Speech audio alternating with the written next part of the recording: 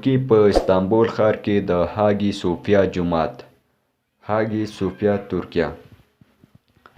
د هاګي صوفیا جومات د ټولو مسلمانانو لپاره نه یوازې د هغې د بېساري ښکلا لپاره بلکې د دې پام وړ تاریخ لپاره د لیدو وړ ځای دی. په نړۍ کې یو له خورا ښکلي جوماتونو څخه دی. دا سپېڅلی ځای د بازنطیني معمارۍ یوه ژوندۍ بېلګه ده. دا په اصل کې د عیسوي کلیسا په توګه جوړه شوې وه، مګر د عثماني واکمنۍ د 1453 نه تر 1935 په جریان کې دا په جومات بدله شوه. ودانۍ هغه مذهبي بدلونونه ښیي چې جومات په تېرو وختونو کې لیدلي دي. دا اوږده منارونه او په عربي ژبه کې د مسلمانانو کلتور پورې اړه لري، په داسې حال کې چې ښکلي موزیکونه د پخوانیو وسایانو په اړه بیانوي.